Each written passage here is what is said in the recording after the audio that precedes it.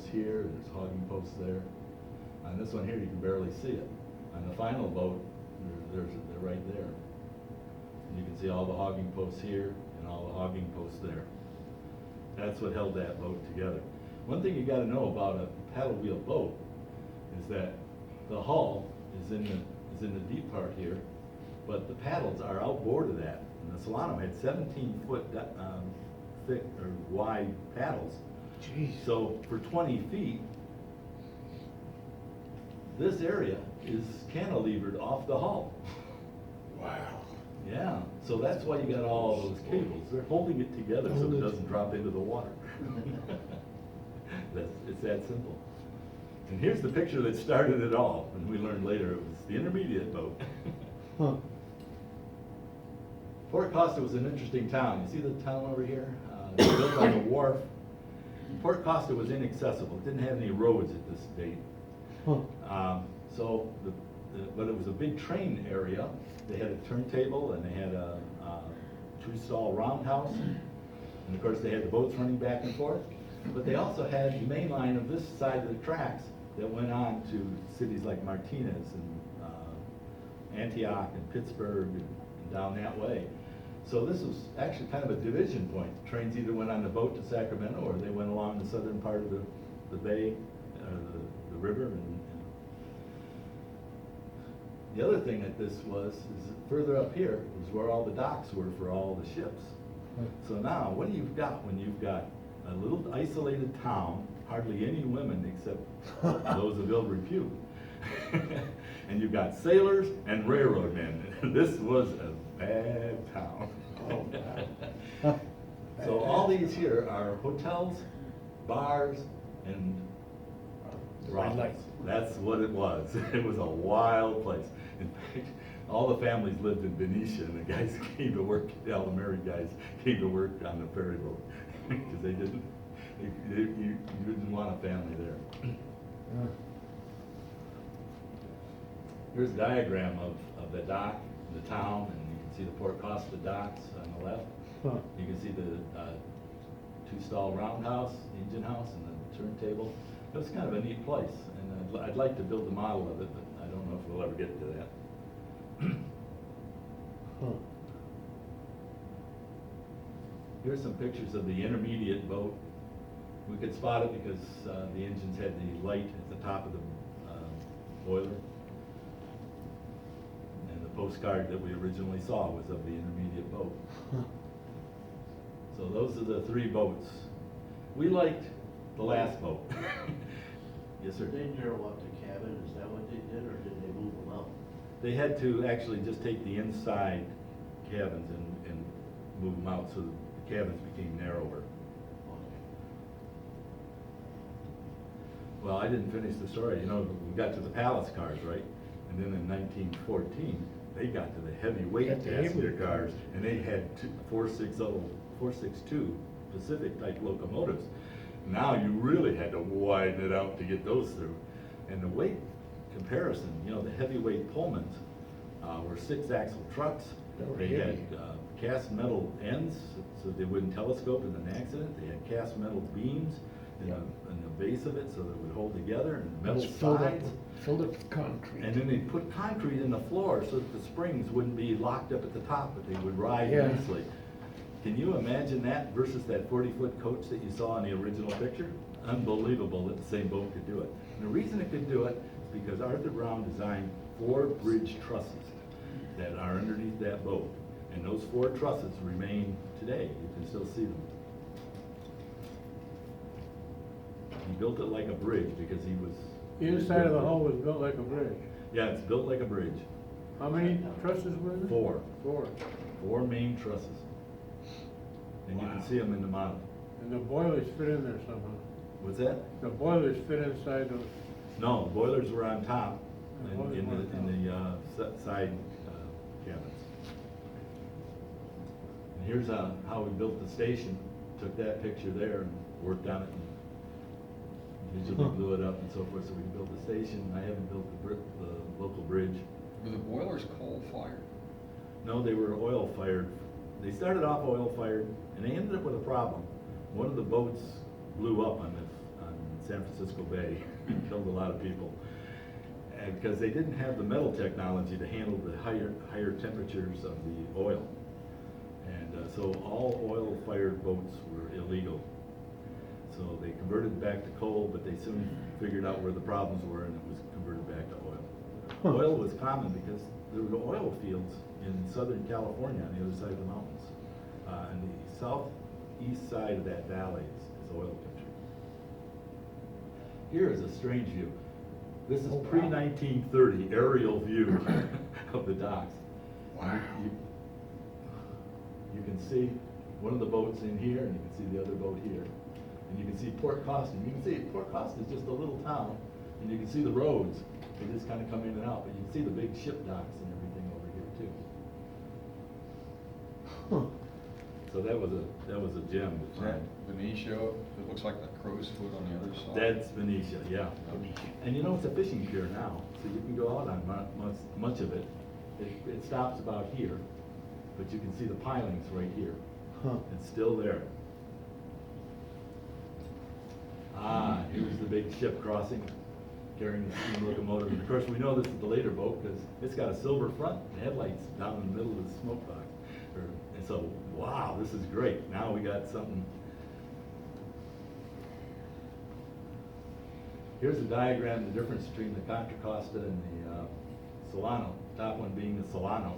Huh. It had to have curved tracks. And the Contra Costa stole the record from the Solano as being the largest train ferry. And the reason it did is because the tracks were straight, so they had to make it 9 feet longer to handle the same size train. Yeah. Also, the Solano sailed much better because the Solano on the right here had the walking beams in the center. So if you put a weight off center, you had to lift this weight as well as the weight on the other side. The Contra Costa had nothing in the center, so if you put anything over here, the boat tipped a lot more, and this paddle came out of the water. So the Ooh. Contra Costa was a pain to operate and load. Jeez. So the Solano, 35 years older, just did a better job. Huh. Here's the side view of the two boats. When they rebuilt, when the Contra Costa came online, they took the Solano out of service and they rebuilt the sides to look just like the Contra Costa as much as they could. Huh. And that wasn't uncommon. In the Boblo boats, the Columbia was the first Boblo boat. And when they built the St. Clair to take it, to help it along with the number of people that was required, they redid the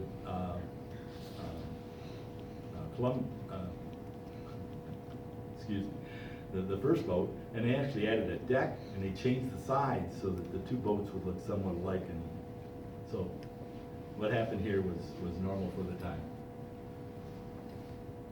You can see here we got some old photographs of people on their trains. And this one I love. Yeah, the boat goat. You know, this boat regularly carried 2 steam locomotives, the road engines, passenger trains, 4 times a day in 1909, and always carried the boat goat, the 060. It was always assigned to the boat, stayed on the boat. Carried freight too. You notice they always remove all the safeties and everything long before the boat docks. Huh. There's a beautiful view.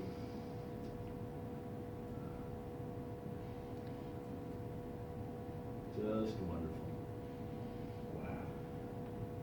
This picture is notable because here's the level, this is what kept the dock level with the boat, is the 2 clasps with a piece of wood in between to keep the dock lined up vertically.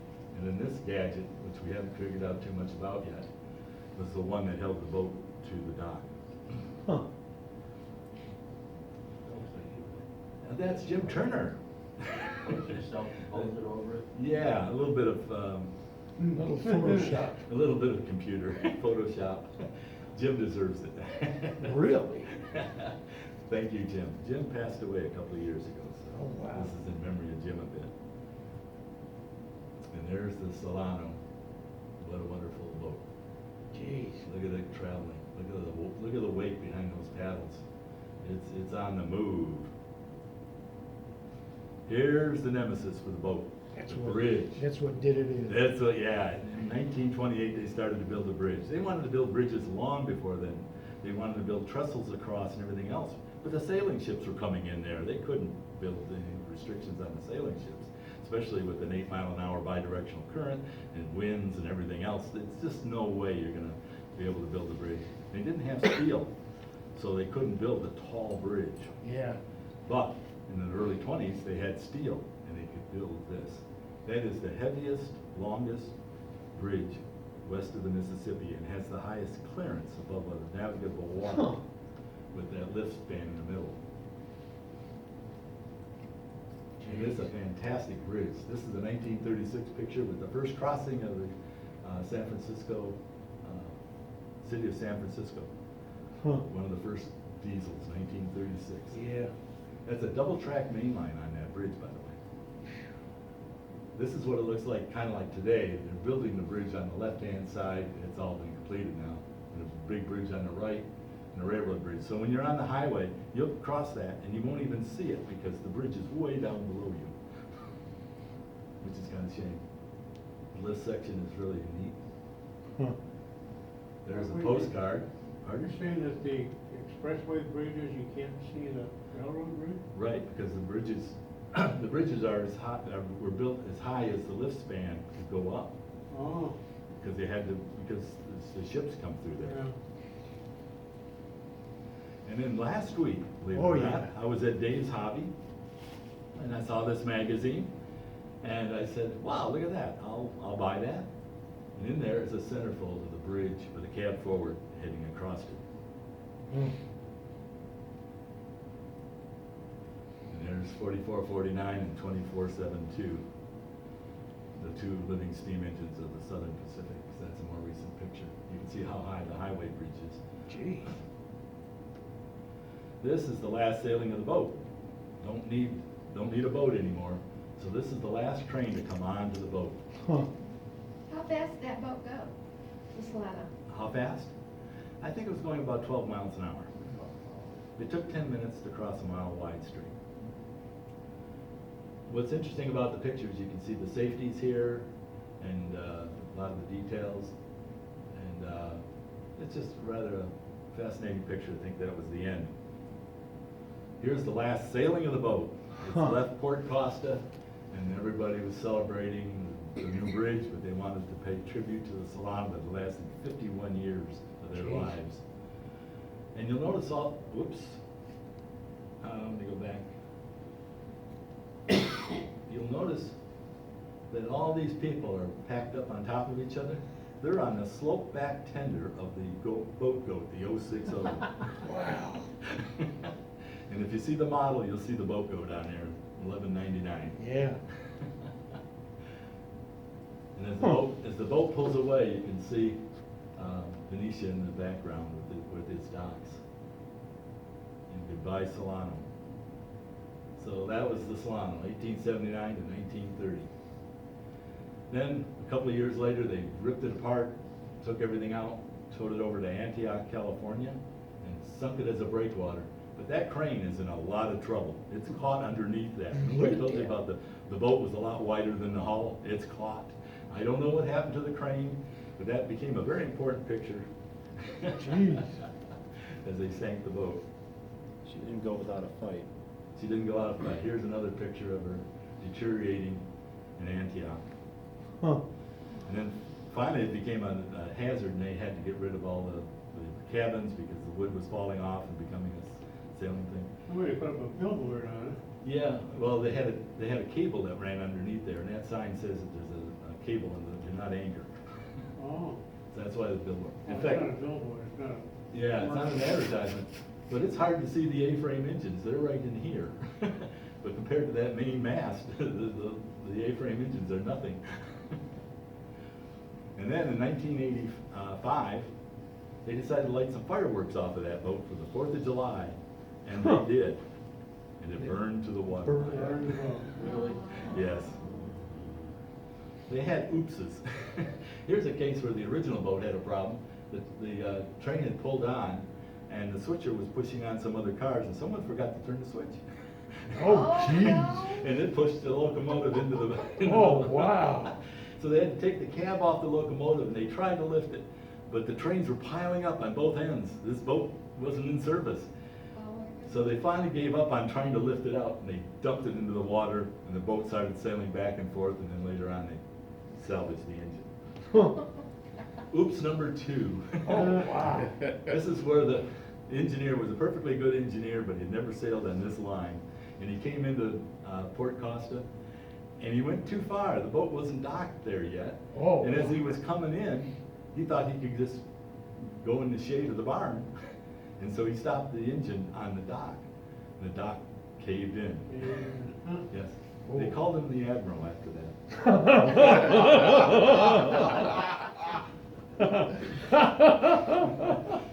Here's the model.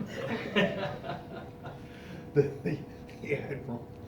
And again, we didn't know which one to build. We decided the last boat to build. And so that worked out pretty well. And, one of the fantastic pictures is this one. This was taken off the original glass plate at the California State Railway Museum, and they gave us an 8x10 print. That print, that picture, was then sent to my brother Thomas in Phoenix, Arizona, and he put it on a high-resolution scanner. And then he sent the pictures to me. In fact, that was the route of all pictures, went to him first because he was the computer guy. And, you know, we were working with, not much. You know, this took 20 years, okay? So. Really? Well, it took 15 years of research, and it took about 6, 7 years before we could actually start building the model. But this picture became so important. It's taken from a hill, so now we can look down into the boat. But more than that, the resolution is fantastic. Oops, did I go the wrong way? Huh. Look, that's that same picture. Jeez. Now we can walk the decks. Now we can go across the bridge. You can see the steam piping going on the second bridge. You can see the handrails and you can see the stairways. Oh, wow. You start in the windows. You start seeing everything. Wasn't that a walking beam? Where's the walking beam? Oh, it's for the. Actually, it's right there. There. The other one's on the other side. Fairly low, isn't it? Oh yeah, with the cabins up there. Yes. And look how high the hogging posts are. So we could now figure out what was going on with a lot of things. Now you can see the walking beams. How high is that highest pole for the hogging post? Now, the center of that walking beam is 50 feet above the bottom of the hull. How high is the top? I don't know. I think it's probably. Which one's in the high? We figured it out by scaling, okay? but I don't remember the numbers. It's probably sitting around 100 feet, I would guess. Could be more than that, more like 120. 120? It could Just be. looking at the picture there. Yeah. It's Which more than one's the twice the hogging height post of the you're beam. talking about? But so, I'm sorry. Which one's in the hogging post? Oh, the That would be hogging the one posts in the- are all of these posts. Every one of them. The tall ones in the Including center. the tall ones And these over here on the side. Huh. And these low ones right here. Okay. What they do is they hold it up. Otherwise, they would just sag over the paddle wheels. It's like a truss rod. It is. It's an Yeah, upside it down is. bridge. It's It's like- exactly, or a railroad car. It's what it is. It's like The a truss- technology was not new. It just wasn't this big. Yeah. And then if you really got carried away, you could blow it up to that. We had trouble with that stack there. That's a kitchen stack that has both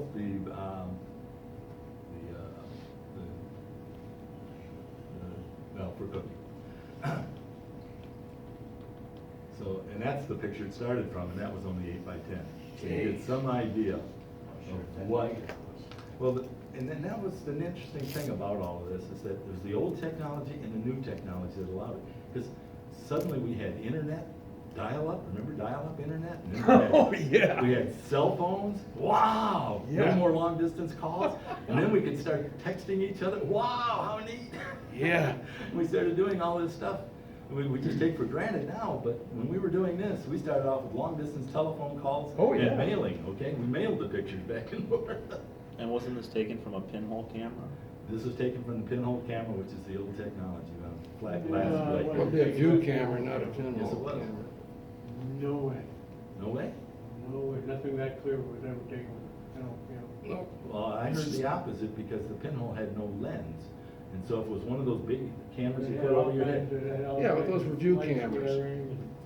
They had lenses. they had lenses? Yeah. Oh, well, It was an 8x10 original, it was an 8x10 glass plate view camera. Yeah. That was, yeah, I believe it probably had a lens Yeah. that big around. Oh, yeah. It's a beautiful photograph. I mean, look Well, at the quality of those pictures is unmatched pretty much even today. I know. Of course, the camera was the size of your table there, but Right. So here's another picture of the model. Thank you. Yours? Okay. Wait a minute. Toolboxes and name boards. See the name board at Solano there underneath the windows there at the pilot house? And the other thing we had a problem with is these toolboxes, and two of them. And my brother's saying they're toolboxes, and I'm saying, I don't think they're toolboxes, but I don't know what they are. It's a bad place for a toolbox. And he says, yeah. And I said, Thomas, I can't build that Solano sign. I've tried to engrave, and it made a mess of it. That's special lettering, and it's just difficult to do on a piece of wood. A little piece of walnut, I tried it several times, and it was just terrible. And he says, well, I'll see what I can do. Well, it turned out that Jim Turner said, about 2 weeks later, he says, Bill, we got a problem. I've widened the cabins out so that it would clear the heavyweight passenger cars. And there's a slit, a 3/32 slit open that goes along the paddle boxes. The cabin walls went into the paddle boxes off the hull, and there was this hole.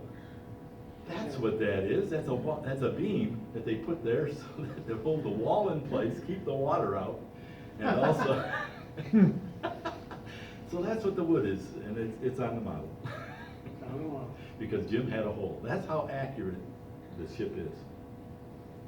man, As far as name boards go, Tom made a name board. Look at that thing. Isn't that beautiful? See how three-dimensional that Very, is? very accurate. Isn't that beautiful, that Solano? And by the way, you can see the name board, or not the name board, but the Box. toolbox, yeah, right over there. But that name board is a completely flat piece of paper. Huh. And it looks real until you get to the side view. His artwork is phenomenal. Look at that. Wouldn't you say that was engraved? Yeah, I think, Awesome. Isn't that awesome? must have had a great big grouter back in the old days, huh? Right. Here's the dock and the train's coming off. Huh. Here's the float underneath the bow bridge, which is the apron. And this was the construction of the day. There's two metal bars parallel with a pin that held it to the vertical piece. That was the way they made the train sheds. That's the way they made the bow bridges for the day. Here's the inside of the boat. You can see the 4 trusses now. 1, 2, 3, 4, plus the hull.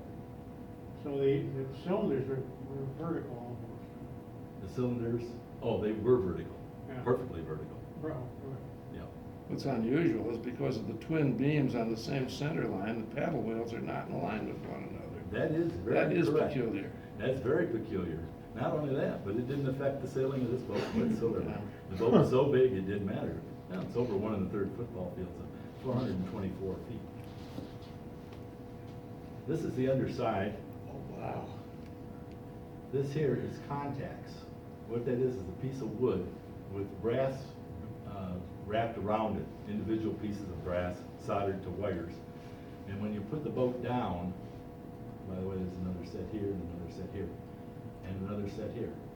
So when you put the boat down, you don't have a connector, because if you're handling that boat, you don't want a connector involved. You just want to set the boat on top of the hull and screw it down, and you're done, okay? So that's how the power gets to the rails and to the lights and all the other things involved. And here's what it looks like in the hull. You can see the brass fingers. Oh, yeah. And some here, some over here. And this is the sound system that's now installed in the boat.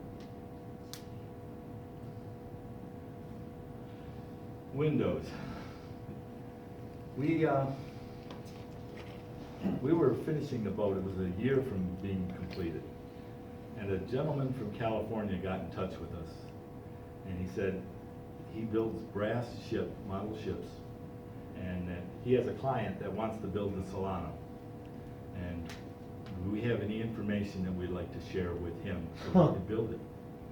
And we looked at ourselves and we said, and we did all this with emails and saying, guys, he's gonna steal our thunder. We're a year away, and he's gonna build this thing in 3 months. Really? And he's gonna build it no scale. Our joke on it was, it's gonna need an MC number, my God.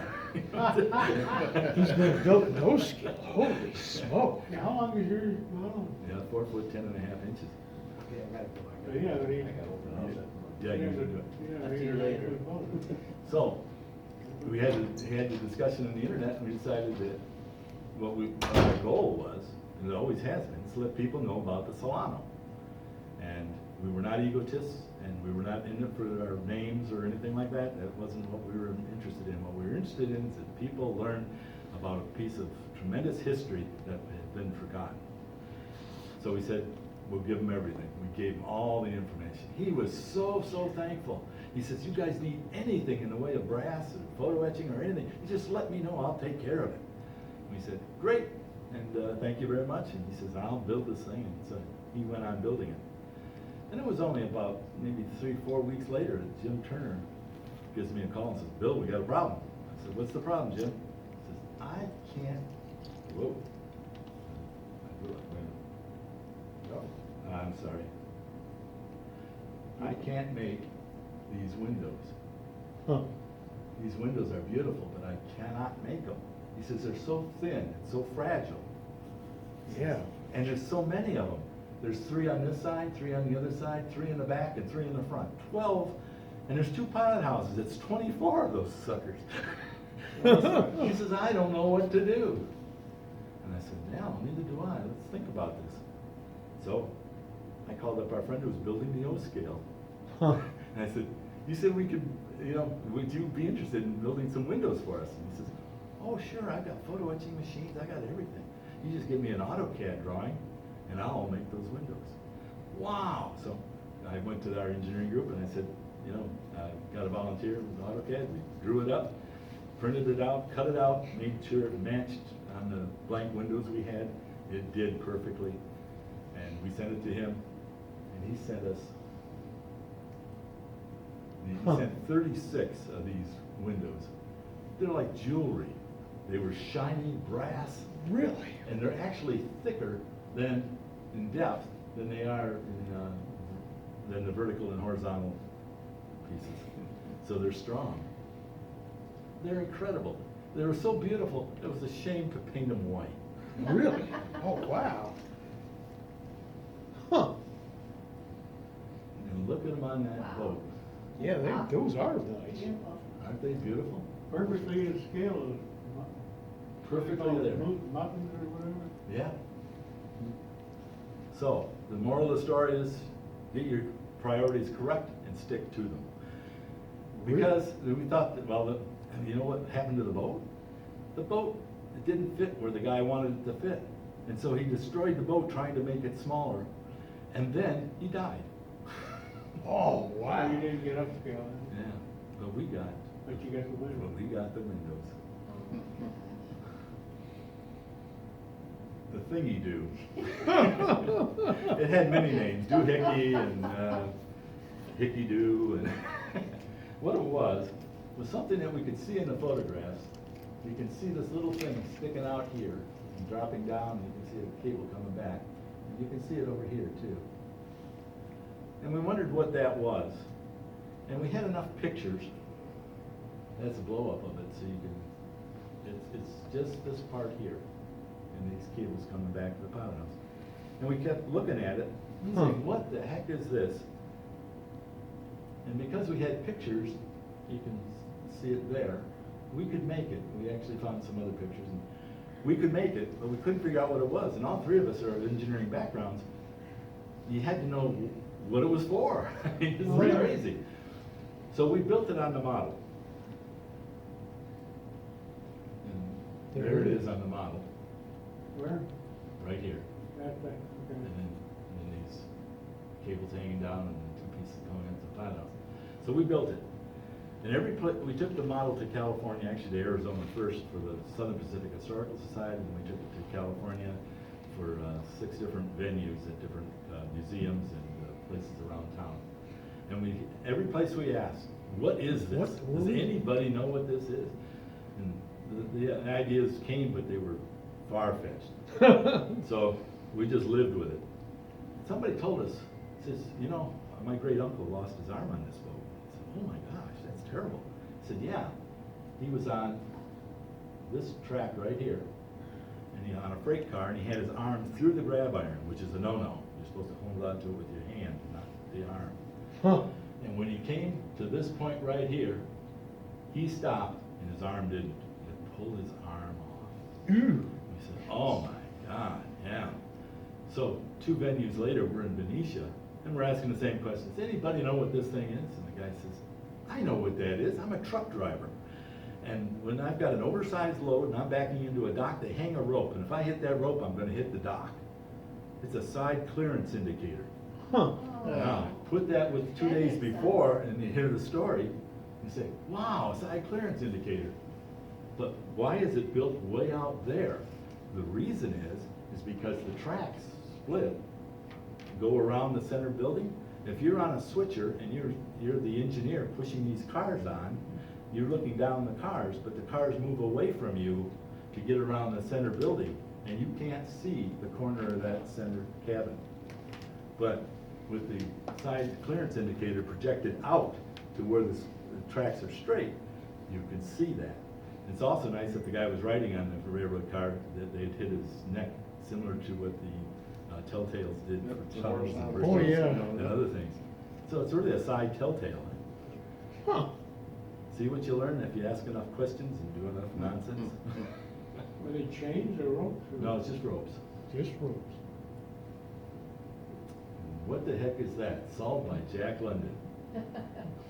What the heck, we couldn't figure out what that was. That's blown up. And we couldn't figure out what that triangle was. That neat triangle, but why was it there? And we looked at other pictures and, oops. Oh. Yeah, I gave it away. Oh, so much for, yeah, here's another picture of it. Right here, you can barely see what this thing is. And we kept wondering what the devil that is. We couldn't build it. We just kept. So somehow, we got a hold of an issue or a part of, we were looking up Solano on the internet, and it led us to Jack London. Jack London lived in Benicia, and he was an Irishman, and he got drunk every night, and he was always in fist fights as a young man, and he went down to his sailboat at 3 o'clock in the morning after apparently losing a fight with his